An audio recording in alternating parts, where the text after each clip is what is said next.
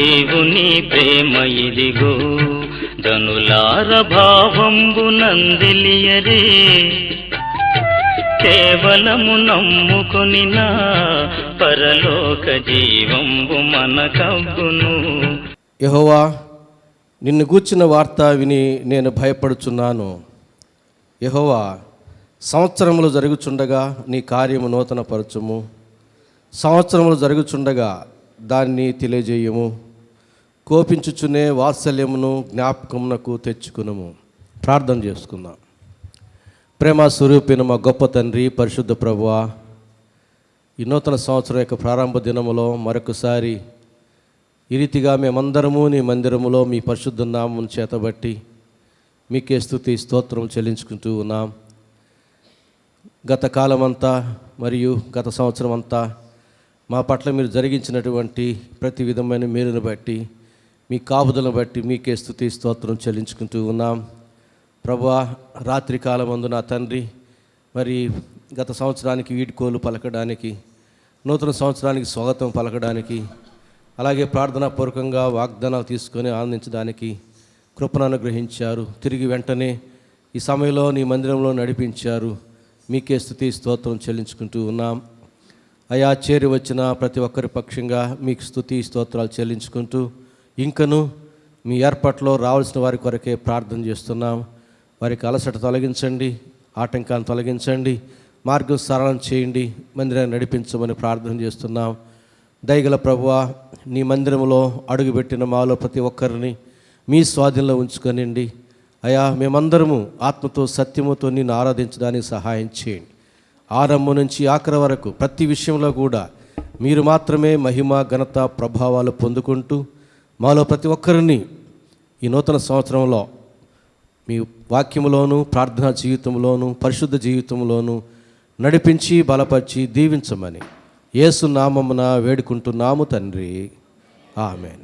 ఈ సమయంలో ఉత్తర ప్రత్యుర్భాగంగా కీర్తన గ్రంథములో నుంచి కోర కుమార్ రాసినటువంటి 84వ కీర్తనను బాబు రిచర్డ్సన్ గారు ఉత్తర ప్రత్యుర్భాగంగా చదువుతారు. ఈనాటి నూతన సంవత్సర దినమున, మొదటి దినమున పరిశుద్ధ ఆరాధనలో ఉత్తర ప్రత్యుత్తర రీతిగా కీర్తనల గ్రంథం 84వ కీర్తనను ఉత్తర ప్రత్యుత్తర రీతిగా చదువుకుందాం. ఆఖరి వచనం అందరం కలిసి చదువుకుందాం. సైన్యములకు అధిపతియగు యెహోవా, నీ నివాసములు ఎంత రమ్యములు. యెహోవా మందిరావరణములను చూడవలనని నా ప్రాణం ఎంతో ఆశపడుచున్నది. జీవము గల దేవుని దర్శించుటకు నా హృదయమును నా శరీరమును ఆనందముతో కేకలు వేయుచున్నవి. సైన్యములకు అధిపతియగు యెహోవా, నా రాజా, నా దేవా, నీ బలిపీఠమునొద్దనే పిచ్చుకలకు నివాసము దొరికెను, పిల్లలు పెట్టుటకు వాన కోవెలకు గూటి స్థలము దొరికెను. నీ మందిరమునందు నివసించువారు ధన్యులు, వారు నిత్యము నిన్ను స్తుతించుదురు. నీ వలన బలమునందు మనుష్యులు ధన్యులు, యాత్ర చేయు మార్గములు వారికి అతి ప్రియములు. వారు బాకాల్లోయలో బడి వెళ్ళుచు దాన్ని జలమయముగా చేయుదురు, తొలకరి వాన దాన్ని దీవెనలతో కప్పును. వారు నానాటికి బలాభివృద్ధి నుంచుచు ప్రయాణము చేయుదురు, వారిలో ప్రతివాడును సియోనులో దేవుని సన్నిధిని కనబడును. యెహోవా, సైన్యములకు అధిపతి వగు దేవా, నా ప్రార్థన ఆలకింపుము. యాకోబు దేవా, చెవియొగ్గుము. దేవా, మా కేడమ దృష్టించుము, నీవు అభిషేకించిన వాని ముఖమును లక్షింపుము. నీ ఆవరణములో ఒక దినము గడుపుట 1000 దినముల కంటే శ్రేష్టము. భక్తిహీనుల గుడారములలో నివసించుట కంటే నా దేవుని మందిర ద్వారమునొద్ద ఉండుట నాకిష్టము. దేవుడైన యెహోవా సూర్యుడును కేడెమునై ఉన్నాడు. యెహోవా కృపయు ఘనతయు అనుగ్రహించును. యథార్థముగా ప్రవర్తించు వారికి ఆయన ఏ మేలును చేయక మానడు. సైన్యములకు అధిపతి వగు యెహోవా, నీ యందు నమ్మిక ఉంచువారు ధన్యులు. మొదటిగా మురళి వచ్చి ఒక ప్రత్యేకమైన పాట పాడతాడు.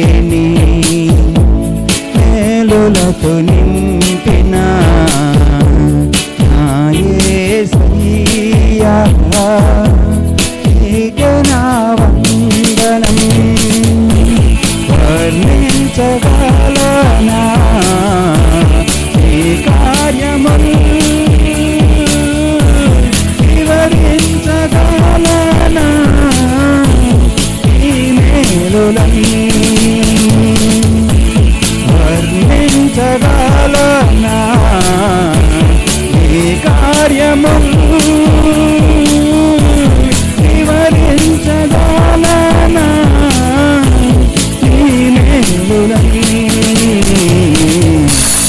ఊహించలేని మేలులకు నింపిన నా యేసయ్యా నీకే నా వందనం ఊహించలేని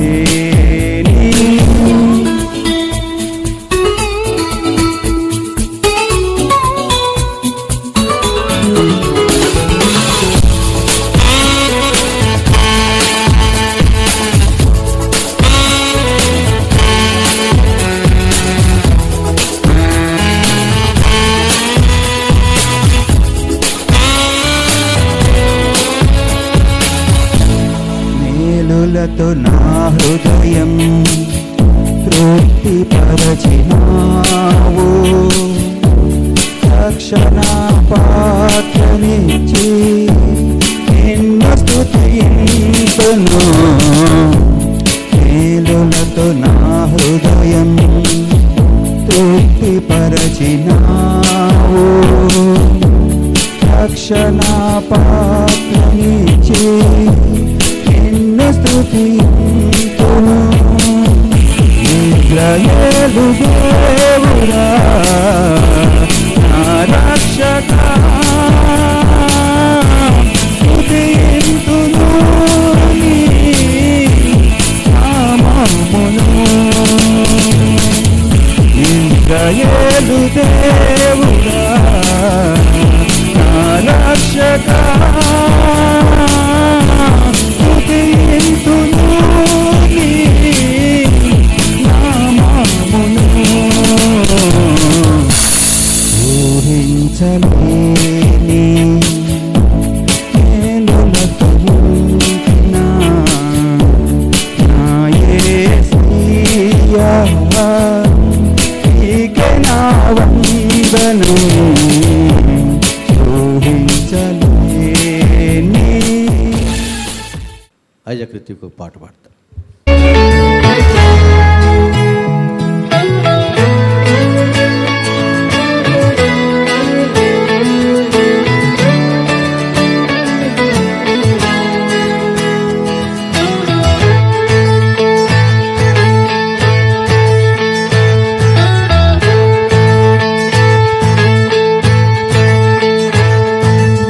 దీవించవే సమృద్ధిగా నీ సాక్షిగా కొనసాగమని ప్రేమించవే నన్ను ప్రాణంగా నీ కోసమే నన్ను బ్రతకమని దారులలో రాళ్ళలో సెలయేరులై ప్రవహించుమయా చీకటిలో కరు చీకటిలో అగ్నిస్తంభమై నన్ను నడుపుమయా దీవించవే సమృద్ధిగా నీ సాక్షిగా కొనసాగమని ప్రేమించవే నన్ను ప్రాణంగా నీ కోసమే నన్ను బ్రతకమని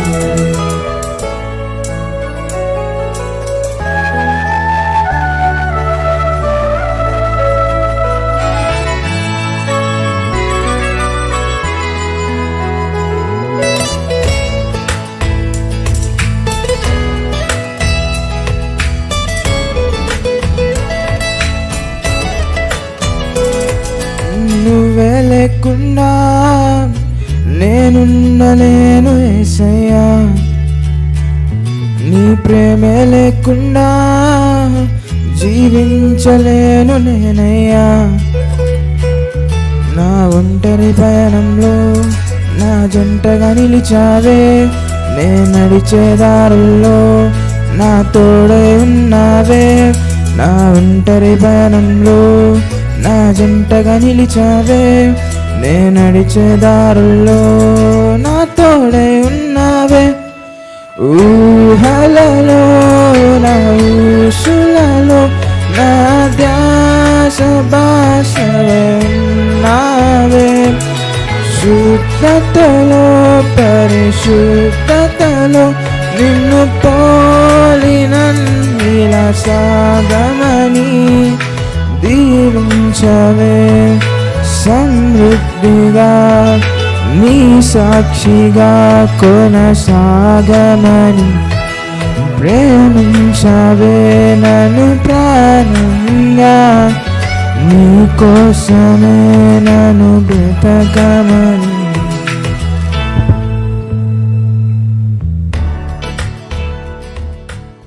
మన ధ్యాన నిమిత్తం ఏర్పాటు చేయబడినటువంటి లేఖన భాగములను మిస్సెస్ బాబు రిచెసన్ గారు చదువుతుండగా దయచేసి సంఘం నిలుచుండాలని మనం చేస్తున్నాను.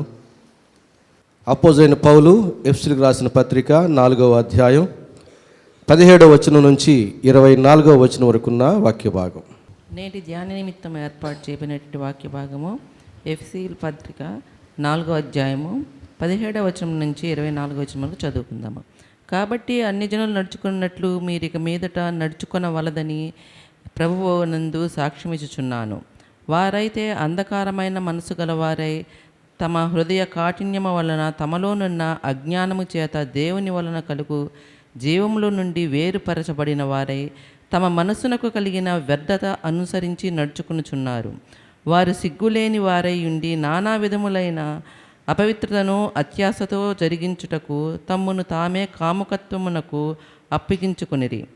అయితే మీరు యేసును గూర్చి విని ఆయన యందలి సత్యము ఉన్నట్లుగానే ఆయన యందు ఉపదేశింపబడిన వారైన ఎడల మీరు అలాగూ క్రీస్తును చేర్చుకున్న వారు కావున మునుపటి ప్రవర్తన విషయంలోనైతే మోసకరమైన దురాశ వలన చెడిపోవు మీ ప్రాచీన స్వభావమును వదులుకొని మీ చిత్తవృత్తి యందు నూతనపరచబడిన వారై నీతియు యథార్థమైన భక్తియు గలవారై దేవుని పోలికగా సృష్టింపబడిన నవీన స్వభావమును ధరించుకొనవలెను.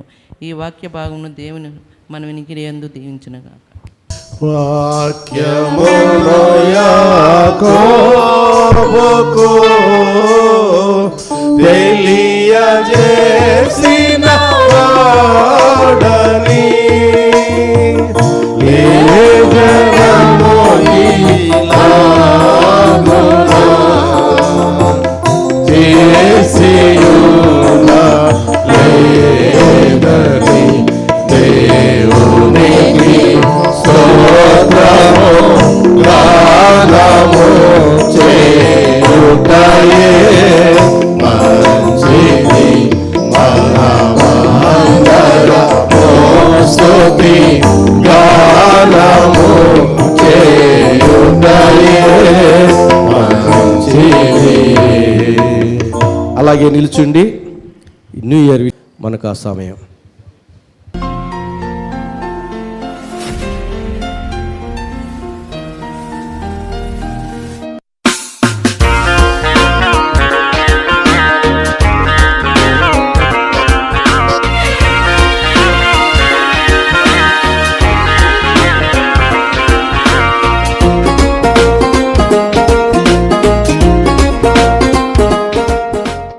తన ప్రేమలో మనల్ని, మన కుటుంబాలను, మన భవిష్యత్తుని ఈ నూతన సంవత్సరంలో కూడా అన్ని విధాల ఆశీర్వదించి బలపరచునుగాక. ఆమేన్. ప్రభునందు ప్రియులారా, చదువుబడినటువంటి వాక్య భాగం అపోస్తులైన పౌలు ఎఫెసీయులకు రాసిన పత్రిక 4వ అధ్యాయం 17వ వచనం నుంచి 24వ వచనం వరకు ఉన్న వాక్య భాగాన్ని చదువుగా మనం విని ఉంటున్నాం. ఈ వాక్య భాగాన్ని అనుసరించి మనం ధ్యానం చేయబోయే అంశం ఏమిటంటే నూతన జీవితము అనే అంశాన్ని మనం ధ్యానం చేయబోతున్నాం. ఈ మాట ప్రతి నూతన సంవత్సరంలో మనకు విరివిగా వినబడేటటువంటి మాట. ఈ నూతన జీవితం అనేది ఎక్కువగా మనం వివరించుకోవాల్సిన పని కూడా లేదు, మనకు పుష్కలంగా తెలుసు, తెలియనిది ఏమీ లేదు. కాకపోతే నూతన సంవత్సరం ఆరాధనలో ఉన్నాం కాబట్టి, సందర్భానుసారంగా మాట్లాడాలి కాబట్టి మరలా మనం ఈ మాటలు జ్ఞాపకం చేసుకుంటూ ఉన్నాం.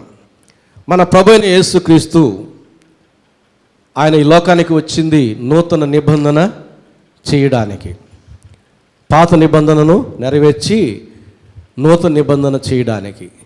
అలాగే నూతన ఆజ్ఞను కూడా ఇచ్చాడు. ఏమిటి ఆజ్ఞ?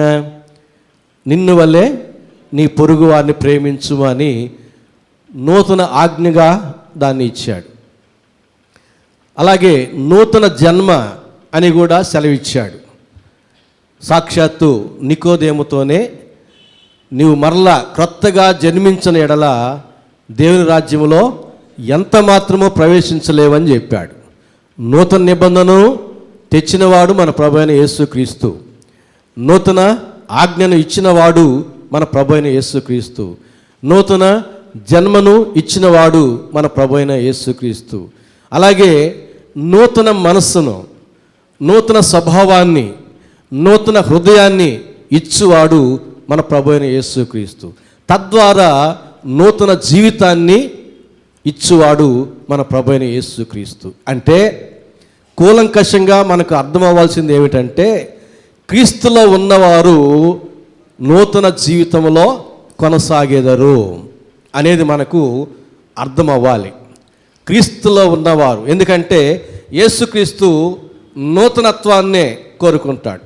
సనాతన జీవితాన్ని కాదు, పాత జీవితాన్ని కాదు, గత జీవితాన్ని కాదు, ప్రాచీన స్వభావం కాదు, ప్రాచీన ప్రవర్తన కాదు. అది వద్దంటాడు. నేను వచ్చింది నూతన నిబంధన తెచ్చింది, నూతన ఆజ్ఞ ఇచ్చింది, నూతన జన్మనిచ్చింది, నూతన మనసు, నూతన స్వభావం, నూతన హృదయాన్ని ఇచ్చింది. ఎందుకంటే మీరు నూతనంగా జీవించడానికి. ఈ నూతన జీవితం మనకే కాదు, మనల్ని అబ్జర్వ్ చేస్తున్న వారందరికీ కూడా మన జీవితం కొత్తదిగా కనబడాలి. అనగా లోకస్తులు మనం చూస్తూ ఉంటారు. లోకస్తులు మనం చూస్తూ ఉన్నప్పుడు మన జీవితాలు ఎట్లా కనబడాలి? వారికి కొత్తవిగా కనబడాలి, పాతవిగా కనబడకూడదు. వారి లాంటి జీవితం కనబడకూడదు మనలో కూడా.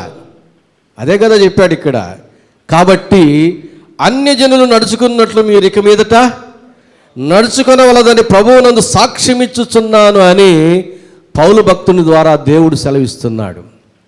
ఆ పై వాక్యం 16వ వచనం చూస్తే, యేసుక్రీస్తు శిరస్సు అయి ఉన్నాడు గనుక ఆ శరీరము చక్కగా అమర్చబడి అతుకబడి దానికి క్షేమాభివృద్ధి కలుగు చేసుకునుచున్నది అంటాడు. శరీరానికి శిరస్సు క్రీస్తు కాకపోతే ఇప్పుడు ఈ శిరస్సుకి లోబడి ఈ శరీరము ప్రవర్తిస్తుంది. ఈ శిరస్సు, ఈ మనస్సు, ఈ మెదడు పుట్టుకతో పాపభూయిష్టమైనది. అయితే శరీర నిర్మాణం ఎట్లా ఉందంటే, ఈ శిరస్సు ఆజ్ఞలని ఈ శరీరం శిరసావహిస్తుంది. పాపభూయిష్టమైన ఈ శిరస్సు యొక్క ఆజ్ఞలకు లోబడితే ఈ శరీరము ప్రవర్తన ఎట్లా ఉంటుంది? పాపమే, పాపయుక్తముగా ఉంటుంది. అలాగే ఈ శిరస్సు తీసి క్రీస్తుని ఈ శిరస్సు స్థానంలో పెడితే ఈ శరీరం శిరస్సు మాటే వినాలి. దానికంటూ సొంత ఆలోచన ఉండదు. శిరస్సు చెప్పినట్టే వింటుంది ఈ బాడీ, ఈ శరీరం, దాని సిస్టమ్ అట్లా ఉన్నది. కాబట్టి పుట్టుకతో వచ్చినటువంటి పాపభూయిష్టమైన ఈ శిరస్సు స్థానంలో క్రీస్తుని మనం పెట్టుకొని శిరస్సుగా మనం కలిగి ఉంటే అప్పుడు ఈ శరీరం అంతా ప్రవర్తన ఎట్లా ఉంటుంది? క్రీస్తుకు లోబడినటువంటి ప్రవర్తన కలిగిన శరీరముగా ఉంటుంది. అంటే ఎలాంటి ప్రవర్తన ఉంటుంది? పరిశుద్ధమైన ప్రవర్తన కలిగి ఉంటుంది, నూతనమైనటువంటి జీవితాన్ని కలిగి ఉంటుంది. ఎందుకంటే పుట్టుకతోనే పాపులుగా పుట్టిన వారు, పాపములో జీవిస్తున్న వారికి క్రీస్తుని శిరస్సుగా కలిగి జీవించే వారి యొక్క జీవితాలు నూతనంగా కనబడతాయి, ఆశ్చర్యకరముగా కనబడతాయి. అరే, వారు కూడా మనలాగే జన్మించారే, మనలాగే మన కళ్ళ ఎదుటే మరి జన్మించారే, వారి జీవితాలు ఏంటి మనకు వేరుగా ఉన్నాయి, వారిలాగా జీవించాలనుకున్నా కూడా మనం జీవించలేకపోతున్నామే, వారిలాగా సత్యమే చెప్పలేకపోతున్నామే, వారిలాగా మేలే చేయలేకపోతున్నామే, వారిలాగా పాపమును జయించలేకపోతున్నామే, వారిలాగా అబద్ధాలను జయించలేకపోతున్నామే, వారిలాగా భక్తి కలిగి ఉండలేకపోతున్నామే, ఏమిటి ఇది అని వారు ఆశ్చర్యపడతారు. క్రీస్తుని శిరస్సుగా కలిగినటువంటి జీవితాలు నూతనమైనవిగా ఉంటాయి, అందరికీ ఆశ్చర్యకరముగా ఉంటాయి. అవి పరిశుద్ధమైన పవిత్రమైనటువంటి జీవితాలు. యేసు ప్రభు కోరుకునేది అలాంటిదే. అలాంటి యేసు ప్రభుని ఆరాధించే వారముగా మన జీవితాలు ఎలాంటివిగా ఉన్నాయి? నూతనపరచబడాలి. ఏమాత్రమూ నూతనపరచబడకుండా యథారీతిగా ఉంటే అట్టి వారి యందు, అట్టి జీవితాల యందు దేవునికి ఏమాత్రం సంతోషం ఉండదు. దేవుడు మన యందు సంతోషించాలంటే మన జీవితాలు నూతనపరచబడాలంతే. ఇంకా ఇంకా నూతనపరచబడుతూనే ఉండాలి. నూతనమైన ఉపకరణాలు తెచ్చుకుంటాం ఇంటికి, వాటిని నూతనమైనవిగానే ఉంచడానికి మరలా మరలా నూతనపరుచుకుంటూనే ఉంటాం. అప్పుడప్పుడు దుమ్ము ధూళి తొలగించి వాటిని మరలా నూతనమైనవిగా ఉంచడానికే ప్రయత్నం చేస్తూ ఉంటాం. అదే రీతిగా ఈ జీవితాలను నూతనపరుచుకున్నాం. ఏ మేరకో, ఎంతవరకో నూతనపరుచుకున్నాం. ఇంకా ఇంకా నూతనపరచుకోవాల్సినటువంటి అవసరత ఉన్నది. కొంతమంది కొన్ని విషయాల్లో కావచ్చు, మరి కొంతమంది ఒక 10 విషయాల్లో కావచ్చు, మరి కొంతమంది ఒక 2 విషయాల్లో కావచ్చు, మరి కొంతమంది ఒక విషయంలో కావచ్చు. ప్రకటన గ్రంథంలోని 7 సంఘాలతో అదే చెప్పాడు, మీ భక్తి నాకు తెలుసు, కానీ మీరు ఈ విషయంలో నూతనపరచబడాలి. అలాంటి పరిస్థితుల్లో మనం ఉన్నాం. కాబట్టి మన జీవితాలను ఈ నూతన సంవత్సరంలో నూతనపరచుకోవాలి, నూతనత్వాన్ని సంతరించుకోవాలి. నూతనత్వం సంతరించుకోకుండా దేవుని ఆశీర్వాదాలు ఏమాత్రం పొందుకోలేం. కనుక దేవుడు అంటున్నాడు ఇక్కడ, ఎఫెసీయులకు రాసిన పత్రిక 4వ అధ్యాయం 17వ వచనం నుంచి, అన్ని జనులు నడుచుకున్నట్లు మీరు ఇక మీదట నడుచుకునవలదని ప్రభునందు సాక్ష్యం ఇచ్చుచున్నాను. వారైతే ఎవరు? అన్ని జనులు అంధకారమైన మనస్సు గల వారై తమ హృదయ కాఠిన్యము వలన తమలోనున్న అజ్ఞానము చేత దేవుని వలన కలుగు జీవములో నుండి వేరుపరచబడిన వారై తమ మనస్సునకు కలిగిన వ్యర్థతను అనుసరించి నడుచుకొనుచున్నారు. అజ్ఞానము వలన, అంధకారమైన మనస్సు వలన, మనస్సులో కలిగిన వ్యర్థత వలన వారు దేవుని వలన కలిగే జీవములో నుంచి వేరు చేయబడి వారు ఆ రీతిగా నడుచుకుంటూ ఉన్నారు. మనం దేవుని వలన కలుగు జీవములో ఉండిన వారమై మరి మన ప్రవర్తన ఎట్లా ఉండాలి? మనకు అంధకారమైన మనస్సు ఉండకూడదు, వెలుగులో ఉన్న వారముగా ఉండాలి. మనం అజ్ఞానముగా ఉండకూడదు, జ్ఞానము కలిగిన వారముగా ఉండాలి. మనం మనస్సు వలన కలిగే వ్యర్థతను అనుసరించకూడదు, క్రీస్తు యేసు కలిగిన మనస్సును అనుసరించి జీవించాలి. అప్పుడే అన్ని జనులకి మనకు కొంచెం తేడా ఉంటుంది. దేవుడు మన లోకంలోంచి ప్రత్యేకపరుచుకున్నాడా? ప్రత్యేకపరుచుకుంటే ఏది ఆ ప్రత్యేకత? మనం చెప్పుకుంటాం, లోకంలోంచి దేవుడు నన్ను ప్రత్యేకపరుచుకున్నాడు అంటే నీవు ప్రత్యేకమైన వ్యక్తివి అన్నమాట. అయితే నీ ప్రత్యేకత ఏమిటి?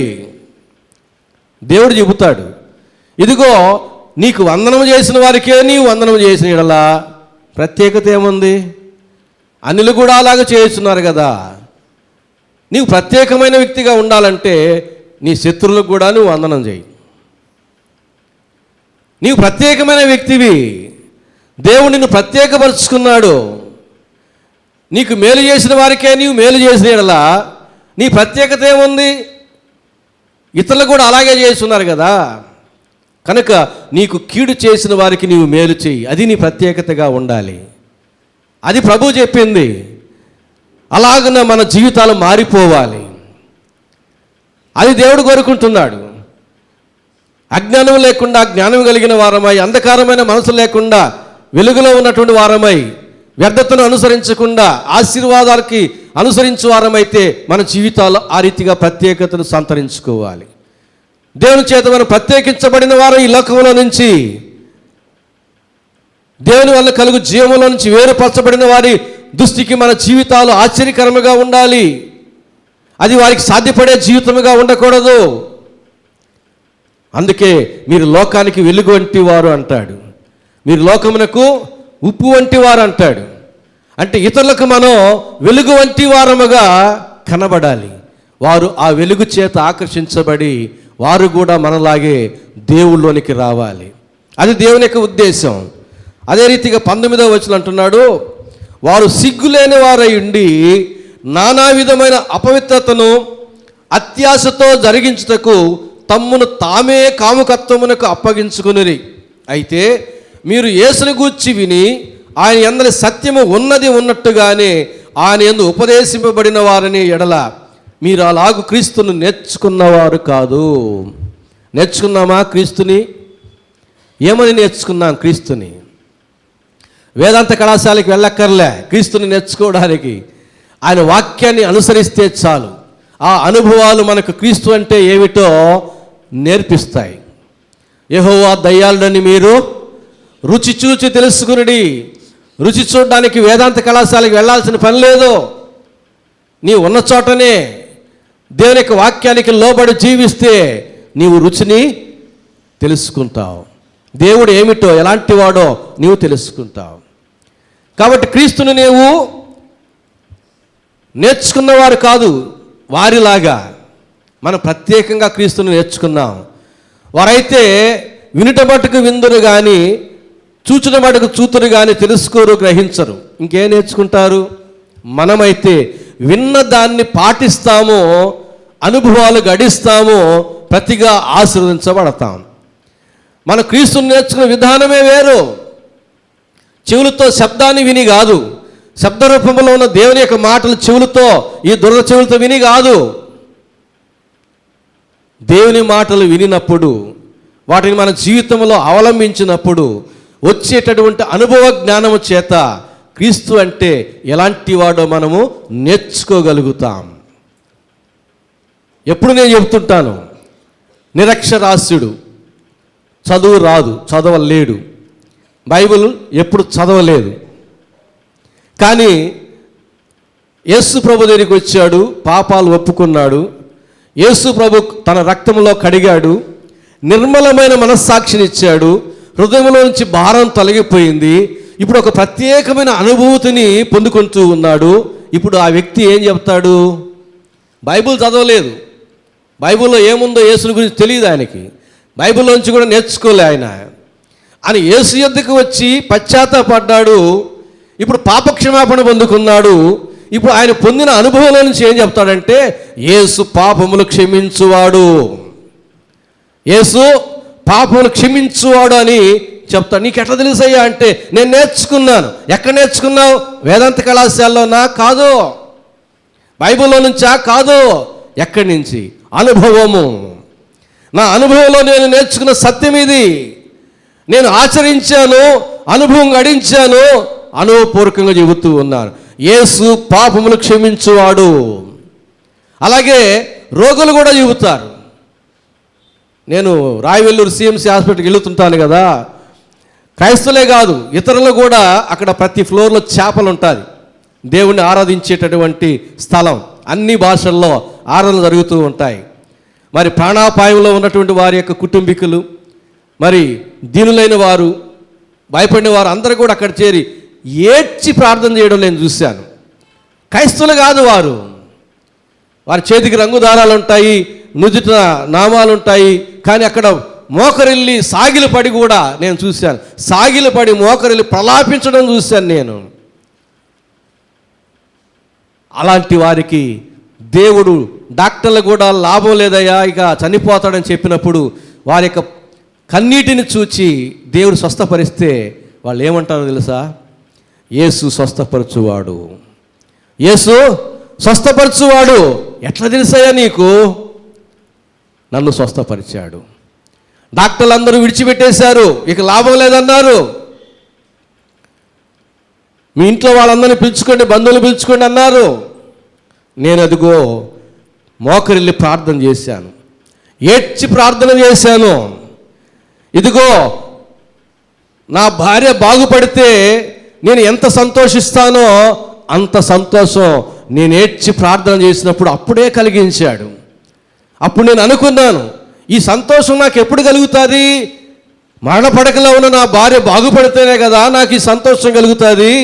నేను కన్నీటి ప్రార్థన చేసినప్పుడే నాకు దేవుడు ఇచ్చేసాడంటే అక్కడ నా భార్యని ఆయన బాగు చేస్తాడు అనేది నాకు అర్థమైంది.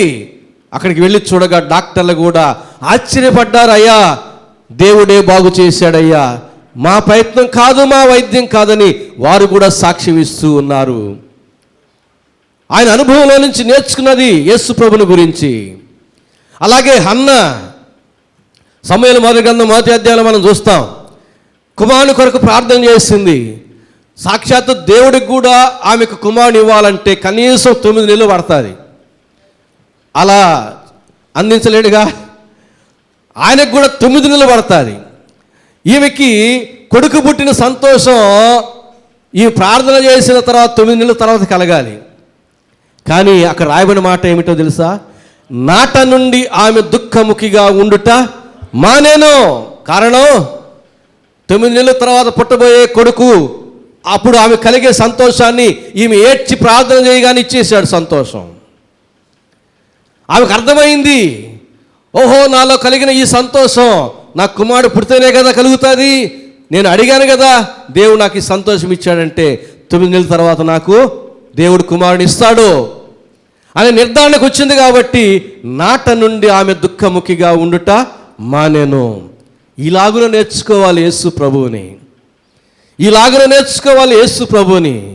అనుసరించి ఆచరించి అనుభవాలను గడించి అనుభవాల మీద మనం యేసుని నేర్చుకుంటే ఎన్నటికీ అందులో నుంచి తప్పిపోలేము. అక్షరాల్లో నుంచి నేర్చుకుంటే తప్పిపోయేదానికి అవకాశం ఉంది. అందుకని అక్షరము చంపును కానీ ఆత్మ జీవింపజేయను. అక్షరాల ద్వారా నీవు నేర్చుకుంటే నీకు ఏం ప్రయోజనం ఉండదు. నీవు ఆత్మ ద్వారా, ఆచరణ ద్వారా, అనుసరించడం ద్వారా నేర్చుకున్నావంటే అప్పుడు నీ కలిగే అనుభవం నీ శేష జీవితం అంతటిలో నిన్ను స్థిరపరుస్తుంది. ప్రభునందు ప్రియులారా, ఎలాగున మనం క్రీస్తుని నేర్చుకుంటూ ఉన్నాం? అనుసరిస్తున్నామా? వింటున్న వాక్యాన్ని అనుసరిస్తున్నామా?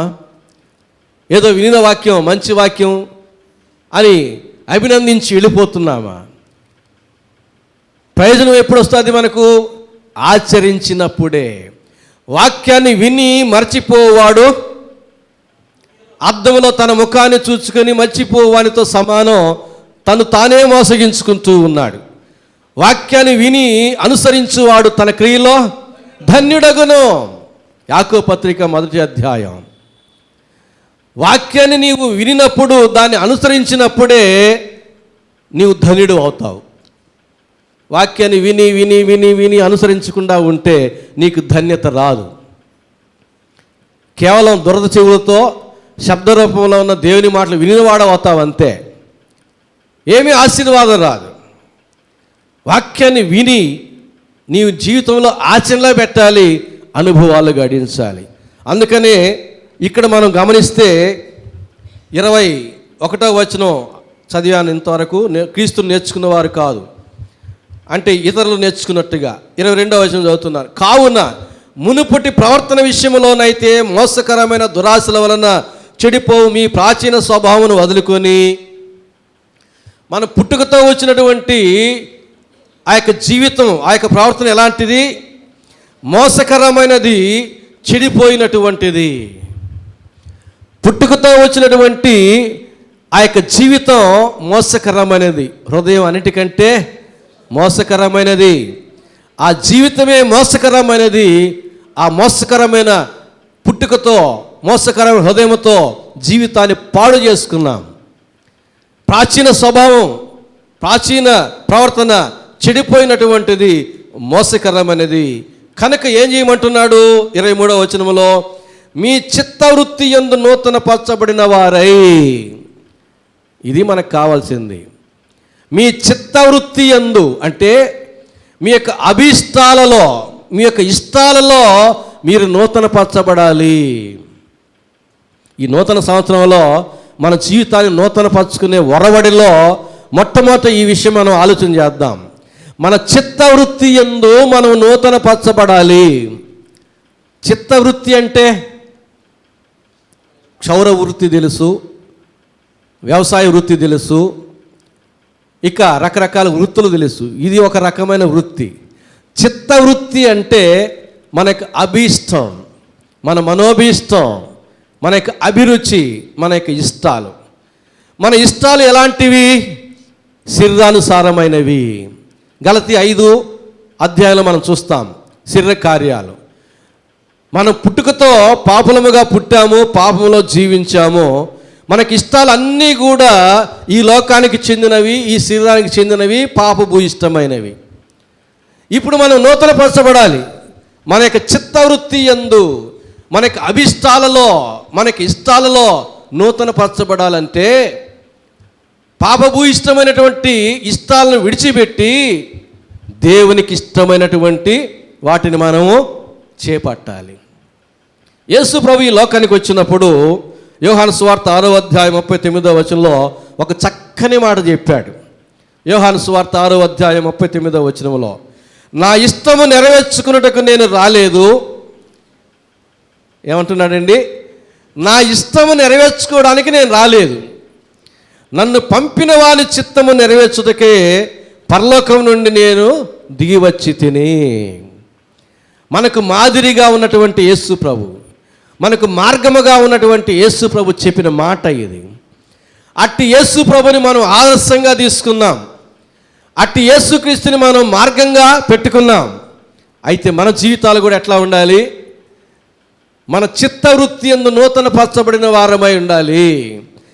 నేను నా ఇష్టాన్ని నెరవేర్చుకోవడానికి కాదు ఇక జీవించున్నది, దేవుని ఇష్టాన్ని నెరవేర్చడానికి నేను జీవిస్తున్నాను అన్నట్టుగా ఉండాలి. అందుకే పౌలు అంటాడు, ఇక జీవించువాడను నేను కాను, నా యందు ఉన్న క్రీస్తే. ఇక నా శేష జీవితం అంతా అది నాది కాదు, నా క్రీస్తుదే అని పౌలు చెబుతున్నాడు. యేసు ప్రభు కూడా అదే చెప్పాడు కదా, నా ఇష్టం నెరవేర్చుకోవడానికి నేను రాలే, నా తండ్రి ఇష్టాన్ని నెరవేర్చడానికి నేను వచ్చాను. మనం ఎవరి ఇష్టాలు నెరవేరుస్తున్నాం? చెప్పొద్దులే, ఎవరికి వారు అనుకోండి, మీకు మీరే చెప్పుకోండి. మనం ఎవరి ఇష్టాలు నెరవేరుస్తున్నామో? నీ ఇష్టాన్ని నీవు నెరవేర్చుకుంటున్నావా?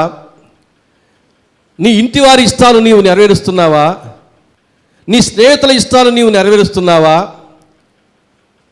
సాతాను ఇష్టాన్ని నీవు నెరవేరుస్తున్నావా? లేక నిన్ను తల్లి గర్భంలో రూపించి, నిర్మించి, సృష్టించి, నియమించబడిన దినముల్లో ఒక దినమైనా కాకమునిపే నీ ఆయుష్కాలం అంతా పరలోకంలోని గ్రంథములో లెక్కించి, తల్లి గర్భంలో పుట్టిన మొదలుకొని ముదిమి వచ్చు వరకు క్రీస్తు యొక్క చంకలో పెట్టబడి భరించి సహించి సంరక్షిస్తున్నటువంటి క్రీస్తు యొక్క చిత్తాన్ని నెరవేరుస్తున్నావా? ఎవరి ఇష్టాన్ని నీవు నెరవేరుస్తూ ఉన్నావు? ఎవరి ఇష్టాన్ని నేను నెరవేరుస్తూ ఉన్నాను? మనకు మనం ఆలోచన చేసుకోవాలి. 2023 వరకు ఒకవేళ నీ ఇష్టాన్ని నీవు నెరవేర్చుకుంటూ ఉంటే 2023 వరకు నీవు పొందుకున్న మేలేమిటి నాకు చెప్పండి. ఎవరైనా చెప్పండి. ఇదిగో పుట్టినప్పటి నుంచి ఇప్పటి వరకు నా ఇష్టమే నెరవేర్చుకుంటూ ఉన్నాను, దానికి ప్రతిగా నేను ఇన్ని మేలు పొందుకున్నాను. ఈ ప్రపంచంలో ఎవరు చెప్పలేరు. ఎందుకంటే ఏ మనిషి కూడా తమ ఇష్టానుసారంగా జీవించి ఏ మేలు, ఏ ఆశీర్వాదం పొందుకోలేరు, ఎన్నటికీ పొందుకోలేరు. ఎవరైతే దేవుని ఇష్టానుసారంగా ప్రవర్తిస్తారో అట్టివారు మాత్రమే దేవుని ఆశీర్వాదాలు పొందుకోగలుగుతారు. ఎలాంటి సమయంలోనైనా దేవుని ఇష్టాన్ని నీవు నెరవేర్చాలి. షడ్రక్, మేషక్, అబేద్నెగోలు చాలా 7 అగ్నిగుండం హెచ్చించబడింది. రాజు ఉగ్రుడై ఉన్నాడు. యవనస్తులు చెబుతున్నారు, రాజా నీకు జవాబు చెప్పాలని చింతే లేదు మాకు, నీవు నిలువబెట్టించిన ఈ యొక్క విగ్రహాన్ని మేము పూజించం. ఎందుకంటే మా దేవుడు ఎలాంటి వాడో నీకు తెలియదు కానీ మాకు తెలుసు. ఎలాంటి వాడో తెలుసా? ఈ అగ్నిలో నుంచి కూడా మమ్మల్ని రక్షించడానికి ఆయన సమర్థుడు. ఒకవేళ రక్షించకపోయినా పర్వాలేదు, ఆ అగ్నిలో మేము బూడిదైపోవడం దేవుని చిత్తమైతే మా పట్ల ఆయన చిత్తము జరిగించడానికి మేము ఇష్టపడుతూ ఉన్నాం. అలాంటి సమయంలో కూడా దేవునికి చిత్తానికి వారు అప్పగించుకున్నారు. ఆ అగ్నిలో నుంచి కూడా వారు క్షేమంగా బయటికి వచ్చారు. అందరికీ ఇది ఆశ్చర్యం. అలాగే యేసు ప్రభు కూడా శిలువ మరణానికి ముందుగా లూకా సువార్త 22వ అధ్యాయం 43వ వచనం చూస్తే, తండ్రి ఈ గిన్నె శ్రమల గిన్నె, శిలువ శ్రమల గిన్నె నా యొద్ద నుండి తొలగించుటకు నీ చిత్తమైతే తొలగించుము, అయినను నా ఇష్టము కాదు నీ చిత్తమే సిద్ధించునుగాక అని ప్రార్థించెను. ఎంత చక్కటి ప్రార్థన నేర్పిస్తున్నాడో చూడండి. మరణం ముంచుకొస్తా ఉంది. మామూలు మరణం కాదు, సహజ మరణం కాదు, భయంకరమైనటువంటి శిలువ మరణాలతో కూడుకున్న మరణం సమీపిస్తూ ఉంది. ఆ సమయంలో యేసు ప్రభు మోకరిల్లి శిష్యులతో చెప్తాడు, మరణమగునంతగా నా యొక్క ప్రాణము కలరపడుతుంది, వేదన పడుతుంది అని చెప్పుకున్నాడు. ఆ పరిస్థితుల్లో మోకరిల్లి ఆయన ఒక రాతి మీద చేతులుంచి ప్రార్థన చేశాడు. ఈ ప్రార్థన చేసే, తండ్రి నా ఇష్టం కాదు నీ ఇష్టమే. ఒకవేళ ఈ భయంకరమైన శిలువ మరణం పొందుకోవడం నీ చిత్తం అయితే అదే నాకు కూడా ఇష్టం. నాకు కష్టమైనా సరే నీ చిత్తమే నాకు మేలు. నాకు నష్టమైనా సరే నీ చిత్తమే నాకు మేలు. యోబుకి ఎంత నష్టం వచ్చింది, ఎంత కష్టం వచ్చింది, అయినప్పటికీ అతని పక్షంగా ఒక మంచి మాట, యోబు నోటి మాటతో నైనను అతడు పాపము చేయలేదు. ఎప్పుడు నష్టం, కష్టం, విపరీతమైన నష్టం, విపరీతమైన కష్టం వచ్చినప్పుడు కూడా నోటి మాటతో నైనను దేవునికి విరోధంగా పాపం చేయలేదు. మన పరిస్థితి ఏమిటి? అందుకనే దేవుడు అంటున్నాడు, మీ చిత్తవృత్తి యందు మీరు నూతనపరచబడాలి. ఈ నూతన సంవత్సరంలో ఇక్కడి నుంచి, ఈ సంవత్సరం నుంచి మనం మొదలు పెడదాం. ఇక జీవించినది మేము కాదు, చాలు. ఇన్ని సంవత్సరాలు మా ఇష్టానుసారంగా జీవించాం. ఈ నెలాఖరికి నాకైతే 61 సంవత్సరాలు పూర్తి అవుతుంది. 61 సంవత్సరాలు నా ఇష్టానుసారంగా జీవించాను. ఇక నుంచి ప్రభువా నీ ఇష్టానుసారంగా జీవిస్తాను. అలాగని ఇక్కడ ఉన్న వారందరూ కూడా తమ తమ ప్రాయాల చొప్పున లెక్క వేసుకోవచ్చు. అయ్యా, నేను 40 సంవత్సరాలు నా ఇష్టానుసారంగా జీవించాను, ఇక నా శేష జీవితం ఏ పాటిదో నాకు తెలియదు. అది కొన్ని సంవత్సరాలు, కొన్ని నెలల్లో, కొన్ని దినాల్లో తెలియదు. కనుక మిగిలిన నా శేష జీవితం అంతా నీకు ఇష్టమైన వ్యక్తిగా జీవిస్తాను, నా చిత్తవృత్తి యందు నేను నూతన పరచబడిన వ్యక్తిగా జీవిస్తానని తీర్మానం చేసుకోవాలి. చాలదండి, ఇన్ని సంవత్సరాలు మన ఇష్టానుసారంగా జీవించామే, దేవుడు మౌనంగా చూస్తూ ఊరుకున్నాడే, ఎదురు చూస్తూ ఉన్నాడే మన యొక్క మార్పు కొరకు, చాలదా? ఇంకొకసారి కరోనా రావాలన్నా, JN1 అంట, అప్పుడే ఫస్ట్ బెల్ల, సెకండ్ బెల్ల, థర్డ్ బెల్ల కొట్టేసింది అనుకుంటే కరోనా, ఇప్పుడు దానికి ఇంకా మళ్ళీ ఫోర్త్ బెల్ల కూడా కొడతా ఉంది. ఇంకెన్ని గంటలు కొట్టాలి? ఎన్ని గంటలు కొట్టాలి? ఆలోచన చేయండి. ఒక్కసారి వెనక్కి తిరిగి ఆలోచన చేయండి. చాలు, నా ఇష్టానుసారమైన జీవితం చాలు, దానివల్ల నేను పడిన కష్టం, నష్టం చాలు. ఇక నుంచి దేవునికి ఇష్టమైన రీతిలో జీవిస్తాను.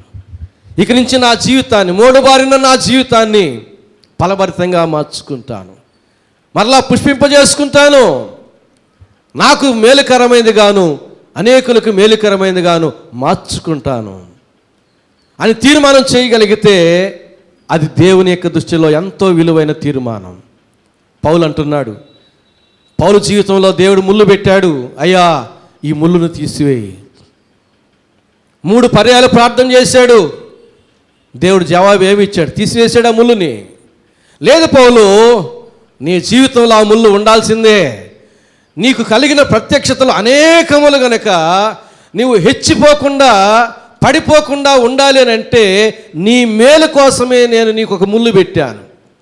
నీవు ఆ ముళ్ళుని భరించాల్సిందే నీ మేలు కోసం అని దేవుడు ఎప్పుడైతే చెప్పాడో, అలాగే నీవు ఎప్పుడు బలహీనుడవో అప్పుడే నీ యందు నా కృప విస్తరిస్తుందని ఎప్పుడైతే దేవుడు చెప్పాడో, ఎప్పుడైతే పౌలు అటు సత్యాన్ని గ్రహించాడో, వెంటనే పౌలు యొక్క చిత్తవృత్తిలో నూతనత్వం వచ్చేసింది. అలాగైతే ప్రభువా ఈ ముళ్ళును బట్టి దేవానికి స్తోత్రములు, ఈ బలహీనతను బట్టి దేవానికి స్తోత్రములు అని చెప్పడం ప్రారంభించాడు. నేను ఎప్పుడు బలహీనుడనో అప్పుడే నీ కృప నా మీద ఉంటుంది కనుక అందును బట్టి దేవానికి స్తోత్రం అని చెప్పాడు. పౌలు కూడా చిత్తవృత్తి యందు నూతన పరచబడిన వాడుగా లేఖనాల్లో మనకు కనబడుతూ ఉన్నాడు. ఇంకెప్పుడు మన ఆలోచనలు మారేది? ఇంకా ఎప్పుడు మన ఆలోచనలు మారేది? పుట్టినప్పటి నుంచి అదే ఆలోచనలు, అవే చూపులు, అవే ఆశలు, అదే ప్రవర్తన. మార్పు లేనే లేదు. మార్పు చెందాలన్న ఆశ ఉన్నదా? అసలు మార్పు చెందాలి, మనం మారుతూనే ఉండాలి. నేను ఎప్పుడు మీకు జ్ఞాపకం చేస్తూ ఉంటాను, ఒక నాగుబాము, కుబుస్సు విడిచిన నాగుబాము ఎట్లా కనబడుతుంది? ఎండ తగిలిందంటే తళ తళ తళ తళ తళ మెరుస్తుంది. చూస్తే ఇప్పుడే కొత్తగా పుట్టిందా అనిపిస్తుంది మనకు. ఒక కొత్త నాగుబాములాగా కనబడుతుంది, కనబడడానికి అట్లాగే కనబడుతుంది. కానీ దాని యొక్క కాలకోట విషయం అందులోనే ఉంటుంది. కాటు వేసే స్వభావం మార్పు ఉండదు. దాని ఆలోచన, దాని ప్రవర్తన, దాని యొక్క ఆహారం దేంట్లో మార్పు ఉండదు. కనబడడానికి మాత్రం కొత్త కరుకులాగా కనబడుతుంది. మనం తలస్నానాలు చేసి నూతన వస్త్రాలు వేసుకుని పరిశుభ్రంగా కనబడి ఏం ప్రయోజనం? నీ నాలుక కింద సర్ప విషము ఉన్నది, మీరు తెరచిన సమాధి వలె ఉన్నారు. మత్తయి సువార్త 23వ అధ్యాయం అంతటిలో మీరు సున్నమ కొట్టిన సమాధులు పోలి ఉన్నారు. లోపల సమస్త దుర్మార్గముతోనూ దుష్టత్వముతోనూ కల్మషముతోనూ నిండి ఉన్నారు. మీరు వెలుపల పళ్ళెమును శుభ్రపరచుదురు కానీ లోన సమస్త దుర్నీతితో నిండి ఉన్నది. ఎలాంటి పరిస్థితుల్లో మనం ఉంటూ ఉన్నాం? ఇంకా ఎన్ని నూతన సంవత్సరాలు రావాలి? ఇంకా దేవుడు ఎంతగా గద్దించాలి? మారుదాం, మార్పు చెందుదాం. కాబట్టి ఇక్కడ ఈ నూతన సంవత్సరంలో మన జీవితాలను నూతనపరచుకునే క్రమంలో మీ చిత్త వృత్తి యందు మీరు నూతన పరచబడిన వారై ఉండాలి. రెండవది 24వ వచనంలో యథార్థమైన భక్తి గల వారై ఉండాలి అంటున్నాడు. యథార్థమైన భక్తి. ఎవరికి యథార్థమైన భక్తి? మనుషులకు కాదండోయ్, మనుషులకు కాదు, దేవునికి యథార్థమైన భక్తి కలిగి ఉండాలి. మనం ఎవరినైనా మోసం చేయగలమేమో కానీ దేవుని మనం మోసం చేయగలమా? రాత్రి వేళ నేను చెప్పినట్లుగా నోటి మాటల్లో భక్తిని ప్రదర్శించి హృదయాన్ని దూరముగా ఉంచుకుంటే దేవునికి తెలియదా? హృదయాన్ని నిర్మించిన వాడికి మన హృదయం ఏమిటో తెలియదా? మన హృదయంలో ఎవరున్నారో తెలియదా? మన హృదయంలో ఏమేమి ఉందో తెలియదా? అన్నీ ఆయన బాహాటంగా చూస్తూ ఉన్నాడు. హృదయం వెలుపలే ఉండి ఆ హృదయంలో రావాలని ఆశపడుతూ ఉన్నాడు. ఆ హృదయ ద్వారాన్ని తడుతూనే ఉన్నాడు. ప్రభునందు ప్రియులారా, మన యొక్క చిత్తవృత్తి యందు మాత్రమే కాకుండా నూతన పరచబడాల్సింది మన భక్తి కూడా నూతన పరచబడాలి. మన భక్తిలో కూడా రూపాంతరం చెందాలి. మన భక్తిలో సరైన భక్తిలో ఉన్నామా? అందులో ఇంకా మనం నూతన పరచబడి బలపరచబడాలి. లేదు సరైన భక్తిలో లేదా, పరిపూర్ణమైన భక్తిలో లేమా? అయితే మన భక్తిలో సార్థకతను మనము సాధించుకోవాలి. పరిపూర్ణమైన భక్తిలోనికి మనం ప్రవేశించాలి. ఒక్కసారి చూడండి, జకర్యా గ్రంథం 7వ అధ్యాయం 5వ వచనం చదువుతున్నాను. జకర్యా గ్రంథం 7వ అధ్యాయం 5వ వచనం. దేశపు జనులందరికీ యాజకులకును నీవు ఈ మాట తెలియజేయవలెను. ఈ జరిగిన 70 సంవత్సరములు ఏటేటా 5వ నెలను 7వ నెలను మీరు ఉపవాసం ఉండి దుఃఖము సలుపుచూ వచ్చినప్పుడు నాయందు భక్తి కలిగియే ఉపవాసముండిరా. దేవుడు 70 సంవత్సరాలుగా కనిపెట్టి చూచి ఈ మాట చెబుతున్నాడు. ఎవరెవరికి చెబుతున్నాడు? దేశపు జనులందరికీ, యాజకులకు కూడా, దేవుని పనిలో ఉన్నటువంటి యాజకులకు కూడా చెబుతూ ఉన్నాడు. దేశపు జనులకును యాజకులకును నీవు ఈ మాట తెలియజేయవలెను. జకర్యా తెలియజేస్తున్నాడు. ఏ మాట అది? ఈ జరిగిన 70 సంవత్సరములో ఏటేటా అంటే ప్రతి సంవత్సరం 5వ నెల 7వ నెల మీరు ఉపవాసం ఉన్నారు. అయితే నా యందు భక్తి కలిగే ఉపవాసం ఉంటిరా? అది దేవుని ప్రశ్న. 1 సంవత్సరం కాదండి, 5 సంవత్సరాలు కాదు, 10 సంవత్సరాలు, 70 సంవత్సరాలు. 70 సంవత్సరాలు చూస్తూనే ఉన్నాడు వారి యొక్క ఉపవాసాలు.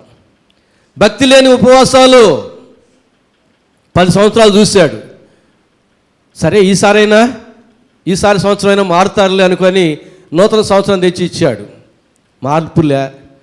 20 సంవత్సరాలు చూశాడు. సరే ఈసారైనా మార్పు చెందుతారేమోనని నూతన సంవత్సరం తెచ్చి ఇచ్చాడు. మార్పులే. 30 సంవత్సరాలు చూశాడు. 40 సంవత్సరాలు, 50 సంవత్సరాలు, 60 సంవత్సరాలు, 70 సంవత్సరాలు చూసి ఇక ఉండబట్టలేక అడుగుతూ ఉన్నాడు. ఈ 70 సంవత్సరాలు మీరు ప్రతి సంవత్సరం 5వ నెల 7వ నెల ఉపవాసం ఉన్నారే, మీరు ఉపవాసం ఉన్నప్పుడు నా యందు భక్తి కలిగే ఉన్నారా? జవాబు లేదు. అప్పుడు ఆలోచన చేసుకుంటున్నారు, అవునా మేము భక్తి లేకుండానే ఉపవాసం ఉంటిమా? అరే మేము ఇప్పుడు దాకా భక్తి కలిగే ఉన్నాం అనుకున్నామే. కాకి పిల్ల కాకి ముద్దు, నీ భక్తి నీకే మెప్పు కలిగిస్తుంది. అందుకే నేను ఎప్పుడు చెబుతాను, మన భక్తి ఎలాంటిదై ఉండాలి? దేవుడు మెచ్చే భక్తి, దీవెన తెచ్చే భక్తి అయి ఉండాలి. మనుషులు మెచ్చే భక్తి కాదు, దేవుడు మెచ్చే భక్తి మనం కలిగి ఉంటే ప్రతిగా దీవెన వస్తుంది. దేవుడు మెచ్చే భక్తి లేనప్పుడు మనకు దీవెన ఎక్కడి నుంచి వస్తుంది?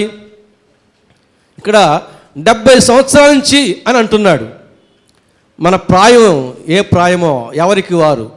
నాకు చెప్పొద్దులేండి, నాకు చెప్పమంటే కొంతమంది చెప్పరు. కొంతమంది 55వ సంవత్సరం 5 సంవత్సరాలు చెప్తానే ఉండారు. కొంతమంది 59వ సంవత్సరం 3 సంవత్సరాలు చెప్తా ఉండారు. బర్త్డే సార్ ప్రార్థన చేయండి సార్ అంటారు. ఎన్నో బర్త్డే అమ్మంటే 59వ బర్త్డే సార్ అంటారు. 3 సంవత్సరాలు చెప్తానే ఉండారు. నేనే లెక్కేసుకుంటానే ఉండా.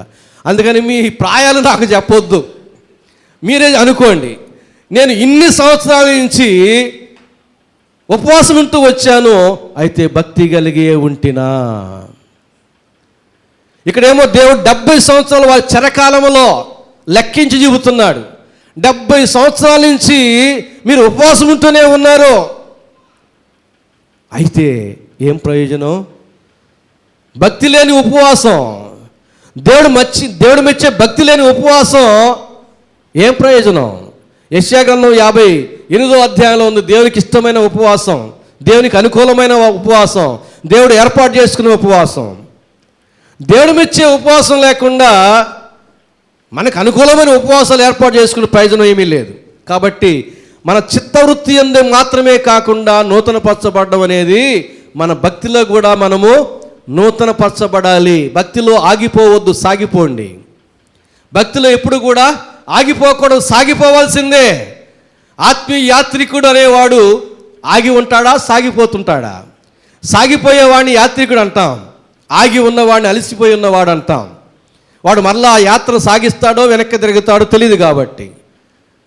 కాబట్టి మనం ఆత్మీయ యాత్రికులమైతే పరలోకానికి వెళ్ళడానికి మనం అడుగులు వేస్తూ ఉంటే మనం సాగిపోయే వారంగా ఉండాలి. అందులో మన భక్తి కూడా సాగిపోతూనే ఉండాలి, కానీ ఆగిపోకూడదు. ఈ సాగిపోయే భక్తి జీవితంలో నూతనత్వం రావాలి. మన చిత్తవృత్తి యందు నూతనత్వం రావాలి, మన భక్తిలో కూడా నూతనత్వం రావాలి. నూతనత్వం రావాలంటే ఎట్లా మన భక్తి నూతనపరుచుకుందాం? ఒక్కొక్కరు ఒక్కొక్క ఆలోచన చెప్తారేమో. ఇప్పుడు అడిగితే కొంతమంది, సార్ 40 రోజులు మాల వేసుకుందాము, ఏసుమాల అల్లా వాళ్ళు వేసుకుంటున్నారు అని అంటారేమో. రకరకాల భక్తి మార్గాలు ఉన్నాయిగా, వాటిని అవలంబించి మన భక్తిని నూతనపరుచుకుందాం అంటారు. మంచిదే, నీ భక్తిని నీవు అట్లా మార్పు చేసుకుంటే ప్రతిగా అనుభవించేది మీరే. నేనేమంటానంటే మన భక్తి నూతనపరచబడే వరవడిలో దేవుని ఆశీర్వాదం పొందేదిగా ఉండాలి, దేవుడు మెచ్చేదిగానే ఉండాలి. మన భక్తి ఎంత నూతనపరచబడినా అది దేవుడు మెచ్చేదిగా, మనకు దీవెన తెచ్చేదిగానే ఉండాలి. దేవుడు మెచ్చనిదిగా, దీవెన తీసుకుని రానిదిగా మన భక్తిలో ఎంత మార్పులు తెచ్చుకున్నా ఏం ప్రయోజనం? ఉదాహరణకు నేను చెబుతాను. లూకా సువార్త 2వ అధ్యాయం 25వ వచనంలో భక్తిపరుడైన సిమియోను అని ఒక వ్యక్తి ఉండెను. యెరూషలేములో భక్తిపరుడైన సిమియోను అనే వ్యక్తి ఒకడు ఉన్నాడట. భక్తిపరుడుగానే చెప్పబడుతున్నాడు. ఆ భక్తిలో అతను సాగిపోయాడు, నూతనత్వాన్ని సంపాదించుకున్నాడు. ఏలాగునా? యేసుని తన చేతుల్లోనే తీసుకుని తన హృదయంలో పొందుకున్న సమాధానాన్ని బట్టి చనిపోయినా పర్వాలేదు అనుకున్నాడు. ఈ భక్తి జీవితంలో ఇప్పటి వరకు నేను పొందని ప్రత్యేకమైన దైవ సంబంధమైన పరలోక సంబంధమైన సమాధానాన్ని ఇప్పుడు నేను పొందుకున్నాను. ఈ అనుభవంలో నుంచి చనిపోవడానికి కూడా నేను చాలా సులభంగా అనుకుంటూ ఉన్నాను. యేసు ప్రభు లేని భక్తి జీవితం సిమియోను జీవితం. యేసు ప్రభు లేడు అది వరకు, భక్తిపరుడే, ఇజ్రాయేల్ ఆదరణ కొరకు నిరీక్షణ కలిగిన వాడే, నీతిమంతుడే, పరిశుద్ధాత్మ అతని మీద ఉన్నది, ప్రభును చూడక మునుపు చనిపోడనే ప్రవచనం ఉన్నది, 5 మంచి విషయాలు చెప్పబడ్డాయి. అలాంటి భక్తిపరుడు సిమియోను. అయితే ఏమి లాభం? యేసు లేని భక్తి ఏం ప్రయోజనం? యేసు లేని భక్తి ఏమి ప్రయోజనం లేదు. యేసు ఉంటేనే. యేసు లేకపోతే నీ జీవితం పెద్ద సున్నా. యేసు నీ జీవితంలో ఉంటే అది నీకు పెద్ద ఆశీర్వాదం. కాబట్టి మన భక్తి జీవితంలో కూడా నూతనత్వం రావాలి. ఏ రీతిగా సిమియోను భక్తిపరుడుగా ఎంచబడి, పిలువబడి, పేర్కొనబడి ఆ యొక్క భక్తి జీవితంలో యేసుని కూడా చేర్చుకుని నూతనత్వాన్ని సంపాదించుకుని ఆనందించాడో, ఆ రీతిగా మన యొక్క భక్తి జీవితంలో ఇంకా ఏమేమి కొరతలు ఉన్నాయో, ఓ ఎఫెసు సంఘమా, నీ భక్తి నీ సహనం నేను ఎరుగుదును. నీవు తొలి ప్రేమను విడనాడితివని నేను నీ మీద తప్పు ఒకటి మోపవలసి ఉన్నది. ఆ మొదటి క్రియలు చేయము లేని ఎడల నేను నీ యొద్దకు వచ్చి నీ దీపస్తంభమును తీసివేస్తాను. భక్తి జీవితంలో ఎఫెసు సంఘం కూడా నూతనత్వాన్ని సంపాదించాలి. ఆ రీతిగా సంఘాలకు చెప్పాడు, మన భక్తి జీవితంలో ఏమేమి కొరతలు ఉన్నాయో, ఎన్నెన్ని కొరతలు ఉన్నాయో వాటిని పూడ్చుకుంటూ రావాలి. ఆ రీతిగా మనం నూతనత్వాన్ని సంపాదించుకోవాలి. అలాగే అపోస్తుల కార్య గ్రంథం 10వ అధ్యాయంలో కొర్నేలి కనబడతాడు. కొర్నేలి కూడా భక్తిపరుడుగా చెప్పబడుతూ ఉన్నాడు. కానీ అతని భక్తి ఎలాంటిది? అతని ప్రార్థన అయితే పరలోకాన్ని చేరుతుంది, కానీ అతనైతే పరలోకాన్ని చేరేటటువంటి వ్యక్తిగా లేడు. అలాంటిది అతని భక్తి. ఆ భక్తిలో కొరత ఉంది, నూతనత్వం రావాలి. కనుక దేవుడు గబ్రియలు దూతను పంపించి కొర్నేలికి కొన్ని విషయాలు చెప్పించాడు. ఆ మేరకు కొర్నేలి కూడా పేతుని పిలిపించాడు, వాక్యాన్ని విన్నాడు, పరిశుద్ధాత్మను పొందుకున్నాడు, ఆనందించినాడు. ఈ కొర్నేలి భక్తి ఎలాంటిది? దేవుని వాక్యం వినవలసినటువంటి భక్తి, దేవుని యొక్క ఆత్మను పొందవలసినటువంటి భక్తిలో ఉన్నాడు. అలాంటి భక్తి ప్రార్థన అయితే పరలోకానికి పోతుంది, కానీ అలాంటి భక్తుడు పరలోకానికి చేరడు. నా ఆత్మ లేనివాడు నా వాడు కాదంటాడు. కొర్నేలి పరిశుద్ధాత్మను కలిగిన వాడు కాదు. ఆయన ప్రార్థన అయితే పరలోకానికి పోతుంది, కానీ అతనైతే పరలోకానికి పోడు. కాబట్టి కొర్నేలి కూడా ఆయన భక్తి జీవితంలో నూతనత్వాన్ని సంపాదించుకున్నాడు, మార్పు చేసుకున్నాడు, ఆనందిస్తూ ఉన్నాడు. కాబట్టి ప్రభునందు ప్రియులారా, మన యొక్క భక్తి జీవితంలో కూడా మనం మార్పు చెందాలి, నూతనత్వాన్ని సంపాదించుకోవాలి. 101వ కీర్తనలో మొదటి 3 వచనాలు చదువుతూ ఉన్నాను. నేను కృపను గూర్చియు న్యాయమును గూర్చియు పాడెదను, యెహోవా నిన్ను కీర్తించేదను, నిర్దోష మార్గమున వివేకముతో ప్రవర్తించేదను. నీవు ఎప్పుడు నా యొద్దకు వచ్చేదవు? నా ఇంట యథార్థ హృదయముతో నడుచుకుందును. నా కన్నుల ఎదుట నేను ఏ దుష్కార్యమును ఉంచుకొనను. భక్తి మార్గము తొలగిన వారి క్రియలు నాకు అసహ్యములు, అవి నాకు అంటనీయను. ఈ కీర్తనకారుడు కూడా దావీదు ఏమంటున్నాడు? అక్కడ 2 ప్రత్యేకమైన మాటలు మనకు కనబడుతున్నాయి. 2వ వచనం 2వ భాగంలో నా ఇంట యథార్థ హృదయముతో నడుచుకుందును. దావీదు ఇంట్లో భక్తిపరుడు, వీధిలో ఆయన కాదు. ఇంటిలోనేమి బయటనేమి నేను యథార్థముగా నడుచుకుంటానంటున్నాడు. అందుకే దేవుడు దావీదుని నా హృదయానుసారుడుగా చెప్పుకున్నాడు. నా ఇంట యథార్థమైన హృదయముతో నేను నడుచుకుందును, నిర్దోషమైన మార్గమున నేను నడుచుకుంటాను. మన ఇంట మనం ఏమై ఉన్నాం? మన ఇంట మనం ఏమై ఉన్నాం? దేవుని ఇంట మనం ఏమై ఉన్నాం? బయట మనం ఏమై ఉన్నాం? దేవుని హృదయానుసారుడుగా చెప్పినటువంటి దావీదు ఒక చక్కని మాట చెబుతున్నాడు, నా ఇంట యథార్థ హృదయముతో నడుచుకుంటాను. చాలామంది క్రైస్తవులు దేవుని ఇంట వాళ్ళకి అసలు ఆస్కార్ అవార్డులు కూడా పనికిరావు, అట్లా కనబడతారు చాలామంది క్రైస్తవులు. మన సంఘంలో కాదు, నేను ప్రపంచవ్యాప్తంగా ఉన్న క్రైస్తవ్యాన్ని గురించి చెబుతున్నా. బయట దేవుని ఇంటిలోంచి బయటికి వెళ్ళగానే సమాజంలో కూడా చక్కగా ఇంటికి వెళ్ళామంటే ఎక్కడ లేని స్వేచ్ఛ వచ్చేస్తుంది, ఎక్కడ లేని అధికారం వచ్చేస్తుంది. ఇక ఇంటిలో ఉంటుంది చూడండి, ఇక అట్లా ఉంటుంది. ఏం ప్రయోజనం? దావీదు అంటున్నాడు, నేర్చుకోవాలి మనం. నా ఇంట యథార్థ హృదయముతో నేను నడుచుకుందును. నీ ఇంటిలోనైనా దేవుని ఇంటిలోనైనా బయటనైనా నీవు దేవుని దృష్టికి యథార్థముగా జీవించు. యథార్థత లేకపోతే నీ భక్తిలో దేవుడు అందుకనే విలపిస్తున్నాడు, మిమ్మును బట్టియే కదా అన్ని జనుల మధ్య నా నామము దూషింపబడుచు ఉన్నది. ఎవరిని బట్టి? వేషధారులను బట్టి. యథార్థమైన భక్తి లేనటువంటి వారిని బట్టియే దేవుని యొక్క నామం అన్ని జనుల మధ్య దూషించబడుతూ ఉన్నది. అతి పరిశుద్ధమైన నామం దేవునిది. 10 ఆజ్ఞల్లో ఒక ఆజ్ఞ, ఆయన నామమును వ్యర్థముగా ఉచ్చరించు వారిని నిర్దోషిగా ఏమాత్రమో ఎంచడు. ప్రభు ప్రార్థనలో నీ నామం పరిశుద్ధపరచబడుగాక అని చెబుతాం.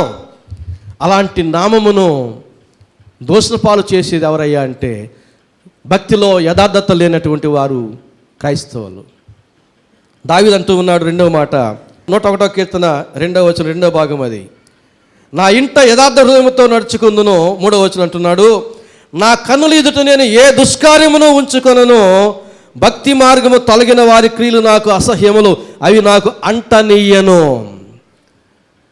భక్తి విడిచిన వారి యొక్క హీనమైన కార్యాలు నాకు అంటనీయను. ఎంత జాగ్రత్తగా ఉంటున్నాడో చూడండి. భక్తి హీనుల యొక్క క్రియలు నాకు అంటనీయను. నా కన్నుల ఎదుట నేను ఏ దుష్కార్యమును ఉంచుకొనను. ఎంత చక్కని మాటలు చెప్పాడండి. కేవలం చదివి వినేస్తే కాదు, ఆలోచన చేయాలి. ఆ మాట మీద ఆలోచన చేయాలి. మనం ఆ మాటల మీద నిలబడాలి. ఆ మాటలు మన జీవితానికి అప్లై చేసుకోవాలి, అన్వయించుకోవాలి. అప్పుడే ఆ మాటల్లో ఉన్న మాధుర్యం ఏమిటో మనకు అవగతం అవుతుంది. ప్రభునందు ప్రియులారా, సమయం లేదు, నేను దాటి వెళుతూ ఉన్నాను.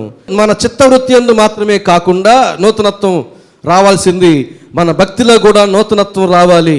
చివరిగా 2వ భాగంలో చెబుతున్నాడు, దేవుని పోలికగా సృష్టింపబడిన నవీన స్వభావమును ధరించుకొనవలెను. నవీన స్వభావం, ఒక నూతన స్వభావాన్ని ధరించుకోవాలి. ఆ స్వభావం ఎవరిదై ఉండాలి? దేవునిదై ఉండాలి. హెచ్కేల్ గ్రంథంలో వాగ్దానం చేశాడు, నూతన మనసును, నూతన స్వభావాన్ని, నూతన హృదయాన్ని ఇస్తానని వాగ్దానం చేశాడు. పుట్టుకతో వచ్చినటువంటి ఈ యొక్క శరీర స్వభావం ఎలాంటిదంటే ధర్మశాస్త్రానికి ఏమాత్రం లోబడదు, దేవుని వాక్యానికి ఏమాత్రం లోబడదు, దేవునికి ఏమాత్రము లోబడదు. అందును బట్టి మనకు ప్రతిగా ఏమొస్తుంది? అవిధేయత వస్తుంది, దేవుని యొక్క ఉగ్రత వస్తుంది. కాబట్టి మనం దేవునికి లోబడాలి అంటే మన స్వభావం మారిపోవాలి. పుట్టుకతో వచ్చిన ఈ శరీర స్వభావాన్ని మనం విడిచిపెట్టాలి, దేవుని స్వభావాన్ని మనము ధరించుకోవాలి. ఈ శరీరంలో ఏ స్వభావం ఉంటే ఈ శరీరం దాన్ని బట్టి ప్రవర్తన కలిగి ఉంటుంది.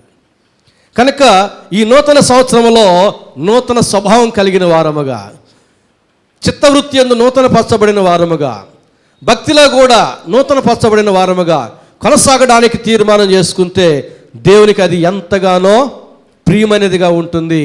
అట్టి వారిని దేవుడు ఎంతగానో దీవిస్తాడు. ఇదే ఎఫెసీయులకు రాసిన పత్రిక 4వ అధ్యాయం 22వ వచనం చదువుతూ ఉన్నాను. కావున మునుపటి ప్రవర్తన విషయంలోనైతే మోసకరమైన దురాశల వలన చెడిపోవు మీ ప్రాచీన స్వభావమును వదులుకొనండి, పాతవన్నిటినీ గతింపజేయండి అంటున్నాడు. అలాగే రోమాపత్రిక 8వ అధ్యాయం 8-9 వచనాలు చదువుతూ ఉన్నాను. రోమాపత్రిక 8వ అధ్యాయం 8-9 వచనాలు. కాగా శరీర స్వభావం గలవారు దేవుని సంతోషపరచనేరరు. దేవుని ఆత్మ మీలో నివసించి ఉన్న యెడల మీరు ఆత్మ స్వభావము గలవారే గాని శరీర స్వభావము గలవారు కారు. ఎవడైనను క్రీస్తు ఆత్మ లేనివాడైతే వాడు ఆయన వాడు కాడు. దేవుని ఆత్మను మనం కలిగి ఉంటే దేవుని స్వభావాన్ని మనం కలిగిన వారముగా ఉంటాం.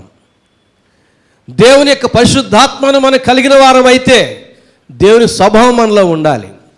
దేవుని స్వభావం మనది అయితే మన యొక్క జీవితం నూతనపరచబడాలి. అది ఇతరులకు ఒక ఆశ్చర్యకరమైనదిగా ఉండాలి, అది అన్యులకు అది అసాధ్యకరమైనదిగా ఉండాలి. శత్రువుల్ని ప్రేమించాలి, కీడు చేసిన వారికి మేలు చేయాలి, దూషించు వారిని దీవించాలి. ఇలాంటి ప్రత్యేకమైన జీవితం మనలో ఉండాలి. అలాంటి జీవితాన్ని దేవుడు కోరుకుంటూ ఉన్నాడు. ప్రభునందు ప్రియులారా, ఒక్కసారి ఆలోచన చేద్దాం. ఈ 2024వ సంవత్సరంలో మనం ప్రవేశించాం. మరి 2024వ సంవత్సరాన్ని పొందుకొనగోరి ఎంతోమంది పొందుకోలేకపోయారు.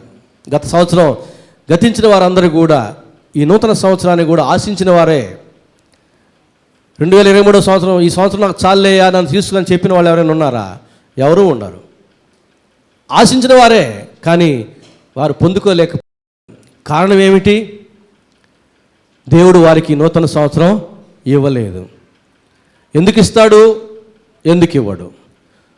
ఆయుష్ తీరి చనిపోయిన వారికి నూతన సంవత్సరం దేవుడు ఇవ్వడు. దేవుని చిత్తవృత్తి యందు నడుచుకున్న వారికి ఆయన ఇష్టపూర్వకంగా నూతన సంవత్సరాన్ని ఇవ్వడు.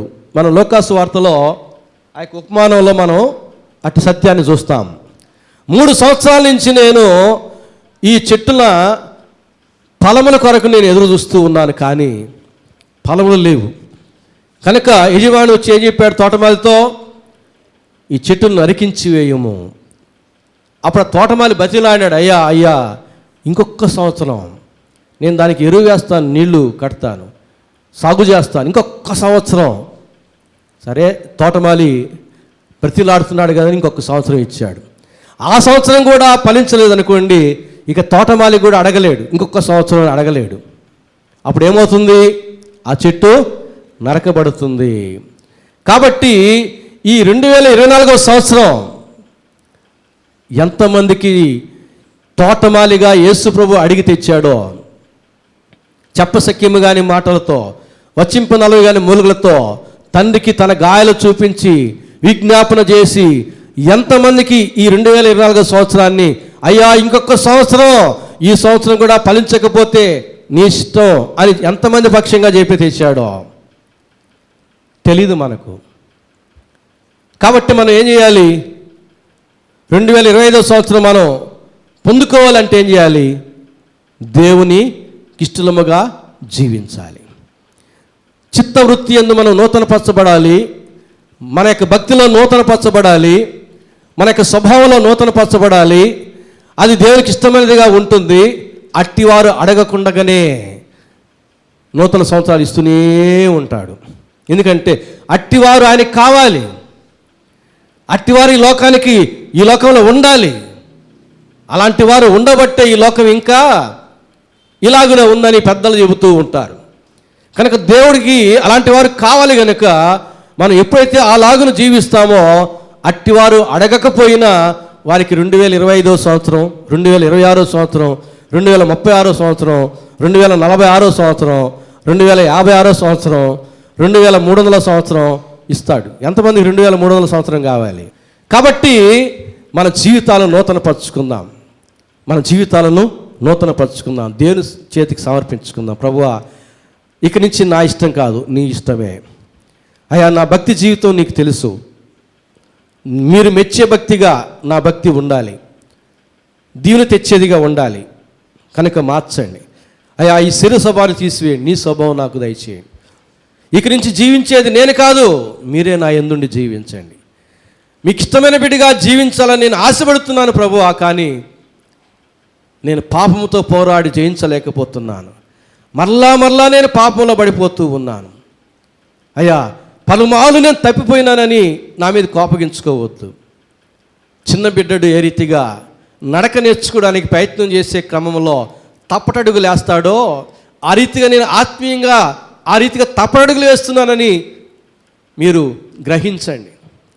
నేను చేసేటటువంటి ప్రయత్నం గుర్తించండి. మీ మార్గంలో స్థిరముగా నడవాలని ఆశ కలిగి ఉన్నాను, అందుకు నేను ప్రయత్నం చేస్తున్నాను, కానీ పలుమార్లు పడిపోతూ ఉన్నాను. నాకు సహాయం చేయి. నీ సహాయం లేకపోతే నీ మార్గంలో నేను స్థిరంగా నడవలేను. సహాయం చేయమంటే తప్పకుండా సహాయం చేస్తాడు. నీ ప్రయత్నాన్ని చూస్తాడు, నీ ప్రయాసను చూస్తాడు, నీ యొక్క అంతరంగంలోని ఆశను చూస్తాడు. ఆయన చెయ్యి అందించి స్థిరముగా ఆయన మార్గంలో నిన్ను నడిపిస్తాడు.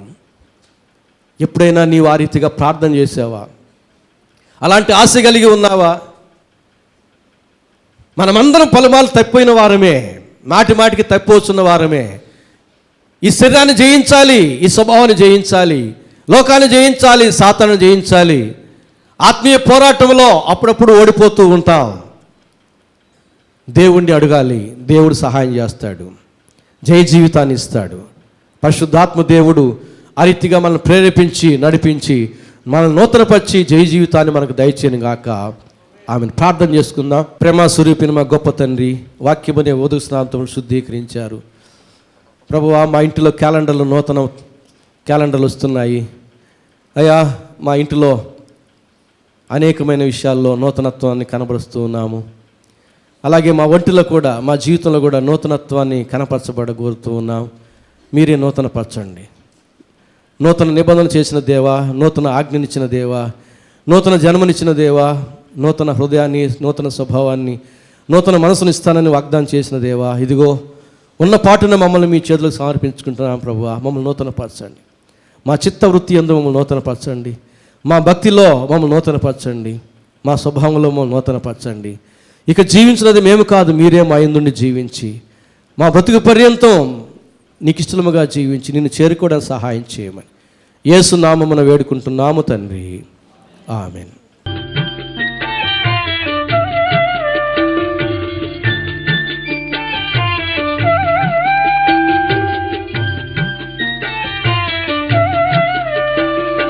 దేవుని ప్రేమ ఇదిగో జనులార భావంబు నందిలియరే.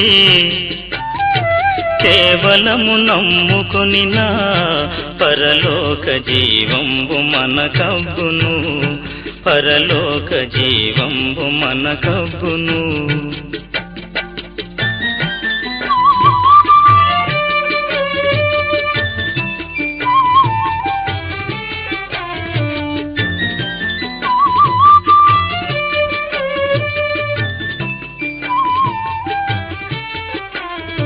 సర్వలోకము మనలను తన వాక్య సత్య